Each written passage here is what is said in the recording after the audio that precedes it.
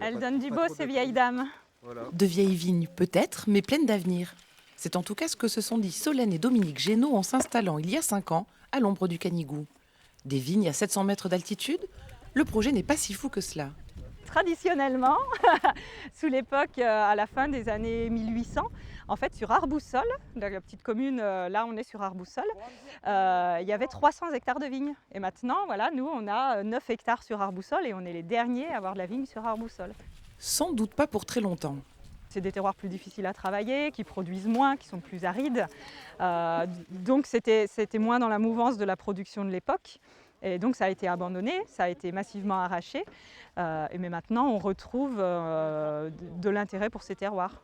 Et pas que nous en tant que nouveaux installés, mais aussi des grands noms du monde viticole. Et pour cause. En plaine, la sécheresse aura eu raison du jus 2021 qui s'annonce comme historiquement faible. Mais en montagne, les effets climatiques ont moins de prise. Pas d'inondation, moins de sécheresse et paradoxalement, pas de gel non plus grâce à un bourgeonnage tardif. Gustativement, c'est exactement ce que voulait Dominique, l'œnologue du couple. Ça change pas mal de choses parce que du coup globalement on a des degrés alcooliques qui sont un peu plus faibles, on a un peu plus d'acidité, donc le style des vins va changer.